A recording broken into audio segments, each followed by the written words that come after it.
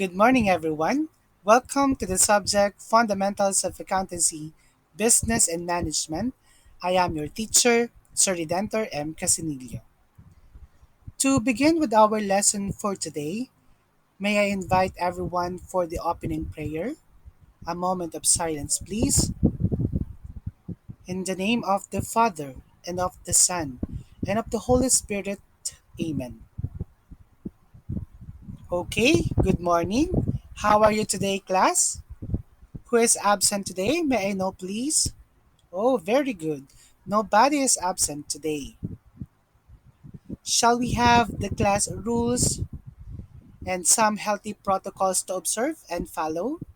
First, wear a mask, maintain distance, wash your hands, stay home if you're sick.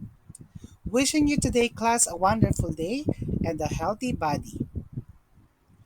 All right, allow me to read the objectives for today's lesson. First, describe the nature and gives examples of business transactions. Second, identify the different types of business documents.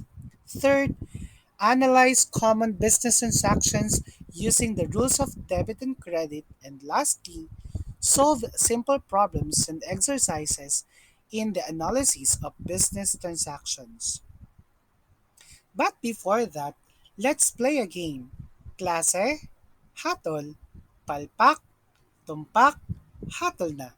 I'll be flashing on the screen some questions and you have to answer either palpak or tumpak.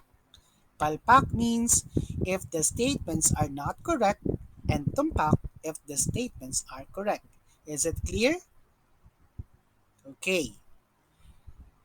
Now let's start with the question number one. The place of debit in the equation is on the left hand side. And the answer is tumpak. Did you get the correct answer? Oh, very good. Let's proceed to question number two. A credit is the value parted or value given out within a business transaction. Okay, what's your answer? Time is up. Ang ating hatol, tumpak. Wow, good job. Everybody got the correct answer. Next question. Asset accounts are generally in the credit balance, while the liability and owner's equity accounts are usually in the debit balance. What is your answer? The answer is palpak. Oh, what happened? Only half of the class got the correct answer. Okay, let's see with our analysis. So specifically, our analysis will be based on question number three. Since half of you got the correct answer only. So, class, why do you have confusion? Based from your understanding, what are the rules of debit and credit in business transactions? Is there anyone who would love to answer and share their thoughts? Let's hear from Jessa. Okay, thank you, Jessa, for sharing with us. Why do you have confusion with question number three? Jessa said that she didn't analyze the statement. What about the others? I believe most of you have the same reason. In accounting class, analysis is very much important. So you have to read twice or thrice the statements before answering it. Okay? Now going back to the guide question. Would you like to share your thoughts on this, Grace? What are the rules of debit and credit in business transaction? Mm-hmm. Very good, Grace. Grace emphasized that the rules of debit and credit follow the normal balance of an accounting element or account. Now, later on, class, we will discuss it so you can have a full grasp on this. I think Grace have pointed out the correct answer, so let's proceed with the next activity. Our next activity is called The Door is Yours. So I'll be presenting questions and you have to choose answer from the two doors. If you fail to get the correct answer, you will not be able to continue your journey on answering the question. Okay?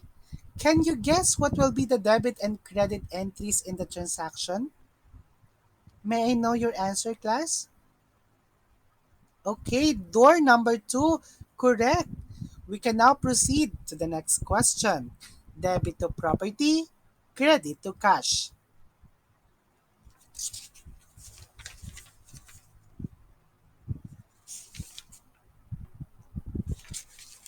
All right. What is your answer? Can you guess again? Yes, Muhammad. Correct. Door number two. Debit to utilities expense and credit to cash. Last question. Can you guess it? Okay, the answer is door number one. Good job, guys. We can proceed now to our topic since most of you have answered the activity correctly. However, we need to answer the guide questions to strengthen more of your knowledge. Is there anyone who would like to share their answer for question number one? How did you find the activity? Yes, please, Hansel. Great, Hansel. It seems that you really enjoy the activity. What about the others? Okay, Jonas, please. Good. I hope next time you will be confident to share your ideas. Anyway, what is really important is you see the connection of the activity to our lesson. Now, what about question number two? What are your realizations in this kind of activity? Yes, please, Elizabeth. What is your thought about it? Oh, that's great, Elizabeth. Elizabeth is telling us to be mindful and careful in analyzing the data. It's good that you have realized that because in accounting class, we have to be good at analysis so that we can provide an accurate information. Good job, guys. Now, we can proceed now to the discussion proper. Okay, class, the concept of double entry bookkeeping system is two sides of the accounting equation apply the dual aspect concept, which means it provides that every value received must have a corresponding value parted with or value gave out. And this is the concept on the basis of debit and credit in recording economic transactions and events. The two equal sides define the foundation of the rules of debit and credit. Debit is a value received in a business transaction which must record in the journal.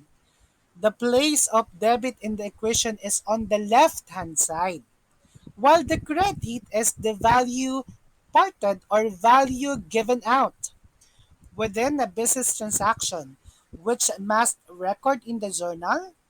The place of credit in the equation is on the right hand side.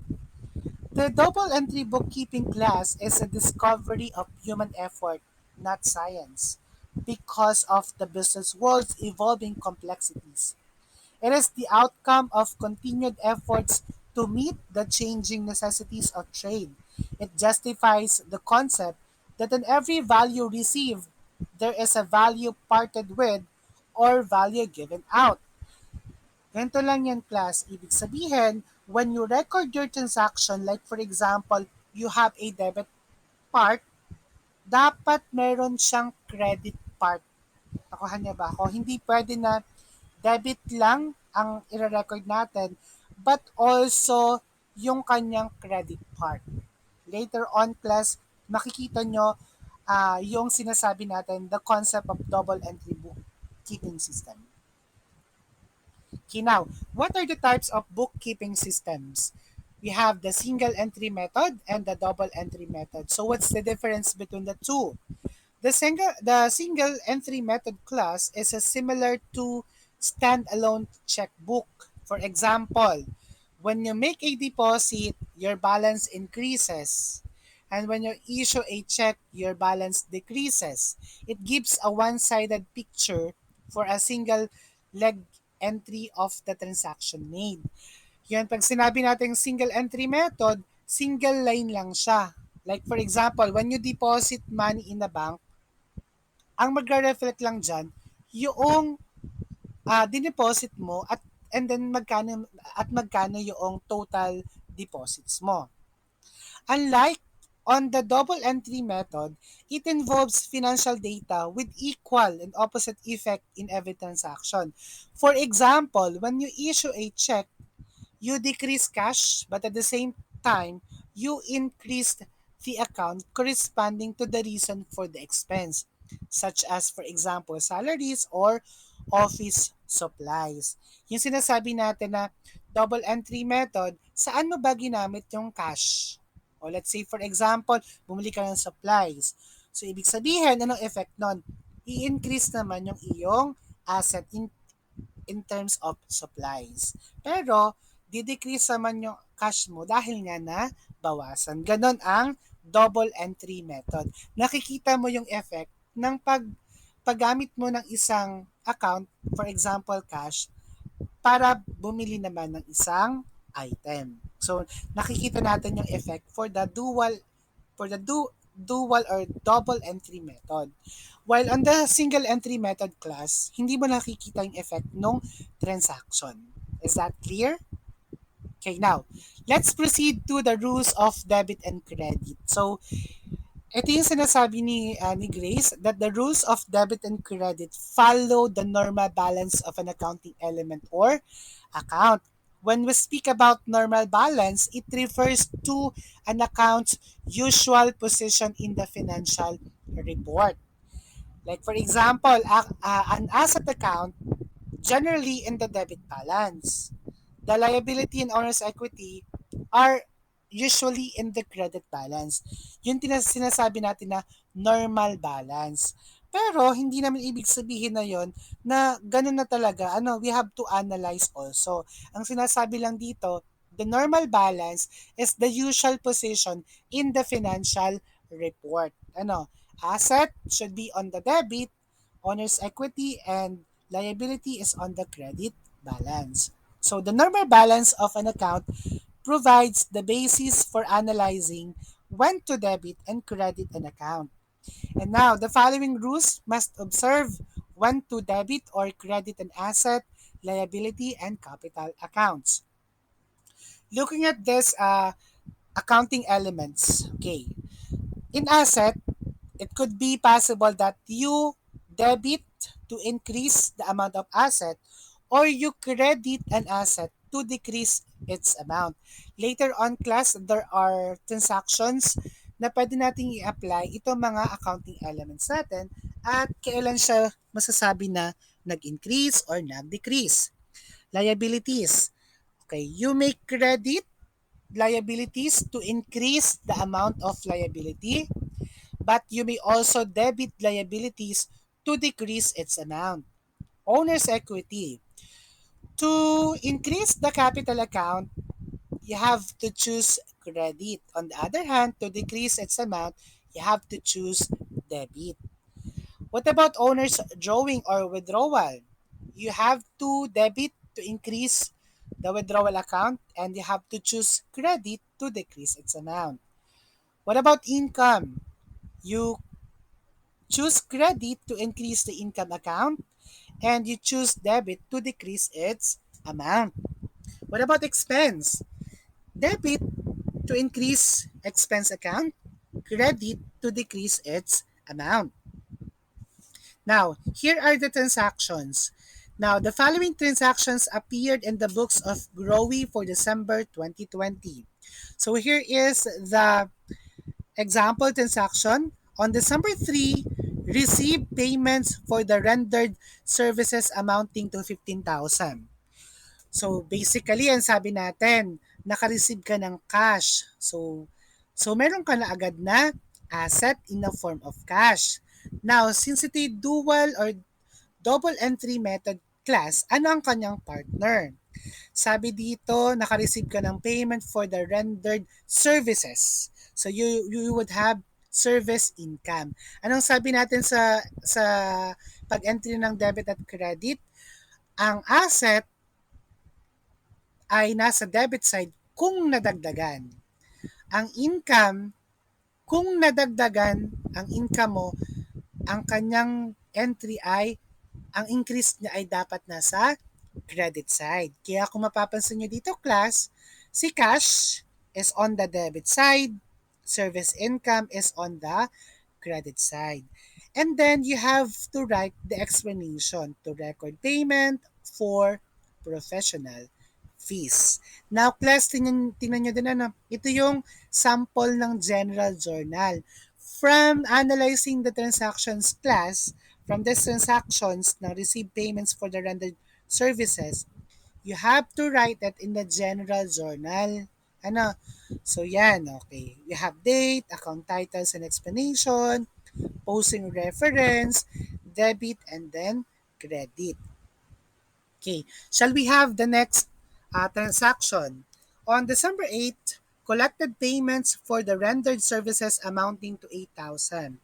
Again, ang sabi sa problem dito, na-collecta mo yung payments para doon sa na-render mong service. Ibig sabihin, meron kang pautang. So ngayon, kailan nga natin pag nasa ang cash at saka accounts receivable ang account titles para sa transaction ito? Ngayon sabi natin, kailan tayo nagde-debit at nagke-credit on the part of asset? Sabi natin, kapag on the part of asset, debit side tayo kung nag-increase, credit side tayo kung nabawasan yung amount. In this example class, yung cash nadagdagan kaya siya nasa debit side na 8,000. Yung accounts receivable, nasa credit side kasi nga nabawasan yung ating asset in the form of account receivable. Again, don't forget to write the explanation.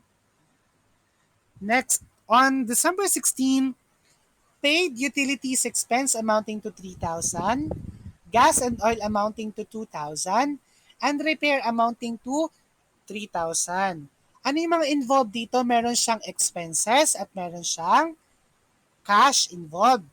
So, ibig sabihin, class, kung mababalikan natin, sabi natin, kailan nag increase kaya anong entry for expense, anong normal balance niya?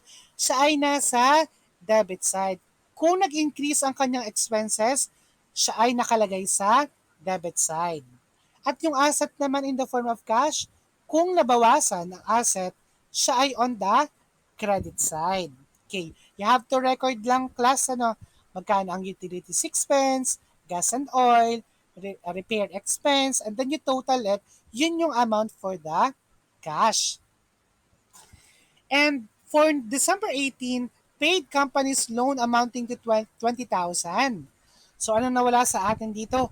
Cash, pero nabawasan naman yung ating utang. Anong sabi natin sa liability?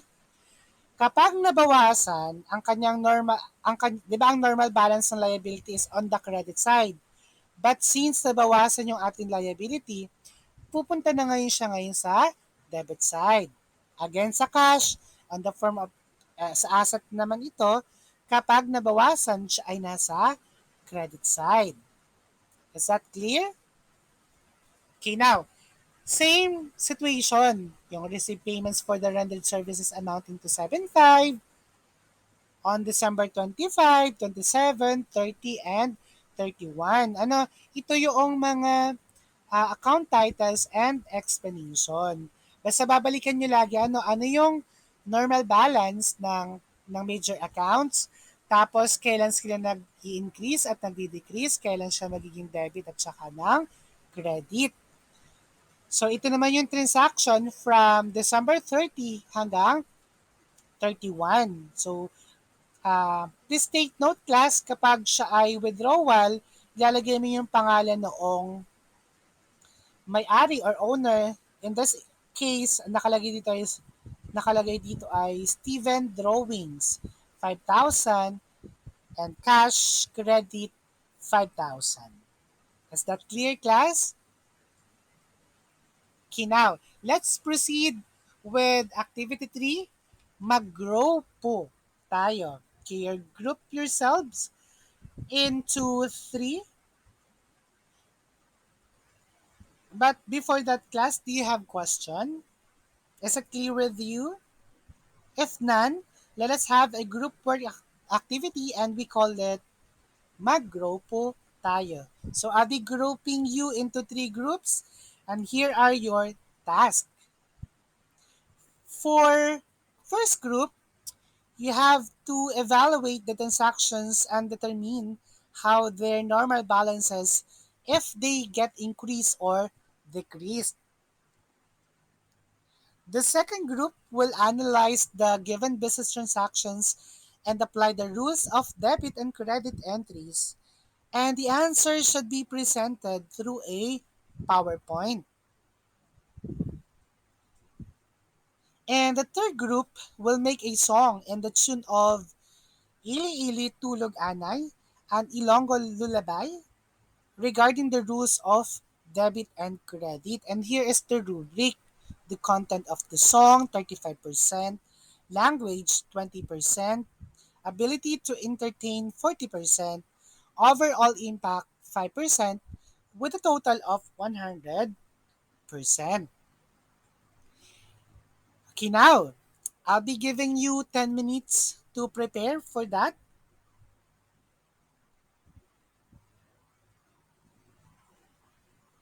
If you have question, please don't hesitate to ask.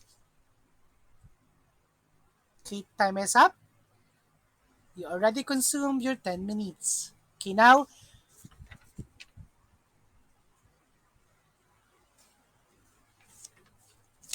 who will be the first presenter? Shall we have the first group?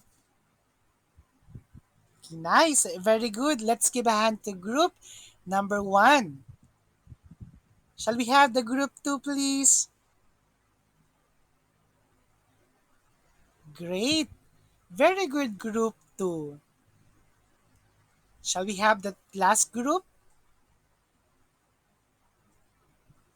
Wow, what a beautiful song. Congratulations.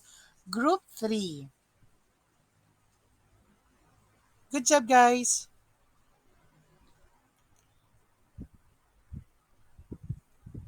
And your and uh, for your assignment class, it says here i-TikTok mo, alam mo. You are tasked to make a video regarding the rules of debit and credit in business transactions. You can narrate it as if you are one of the news anchors. The script should have an introduction, body, and conclusion. You are required also to make a subtitle of any language of indigenous people. Is that clear, class? Now, for your guidance, here is the rubric. The content of the video, 40%, language, 20%, creativity, 10%, presentation, 20%, overall impact, 10%, with a total of 100%. And class, for your assessment, it will be sent to your email. Any question? Okay, if none, class, this is the reference or references of our lesson for today. And to end my lesson for today, I'd like to share with you a quote from Brian Herbert.